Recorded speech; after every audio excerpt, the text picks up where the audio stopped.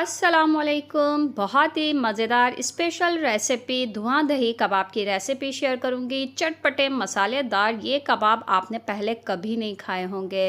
Recipe को like और channel को सब्सक्राइब किए बगैर बिल्कुल भी मत जाइएगा। तो यहाँ हमने आधा किलो कीमा लिया है। कीमे से अच्छी तरीके से सारा पानी निचोड़ लेना है।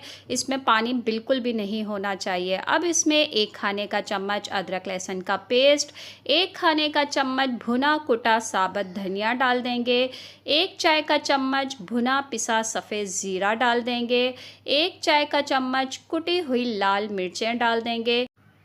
अब 1 चाय का चम्मच पिसी हुई काली मिर्चें डाल देंगे, 1 खाने का चम्मच बारीक चॉप की हुई हरी मिर्चें डाल देंगे या 5 से 6 हरी मिर्चों को बारीक चॉप करके इसमें डाल दीजिए।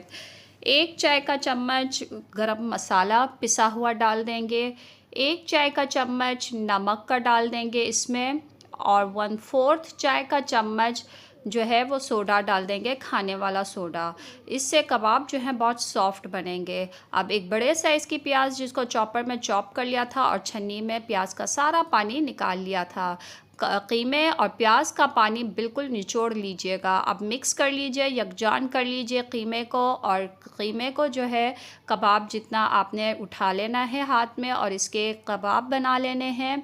सारे कबाब बनाने के बाद अब हम इसको चाहें तो आप इसको इस स्टेज पे कबाब बनाने के बाद इसको फ्रीज़ भी कर सकते हैं और चाहें तो उसी वक्त भी आप फ्राई कर सकते हैं। तो हमें कबाबों की प्लेटर बनाना था तो हमने फ्राई पैन में तेल को गरम करके इसमें एक एक करके कबाब डाल दिए।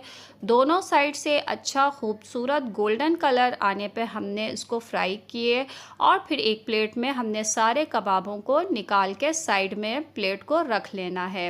अब 1 कप दही लिया है, 250 ग्राम दही है। इसमें 1/4 चाय का चम्मच काला नमक डाल के फेंट के दही को साइड में रख लेंगे।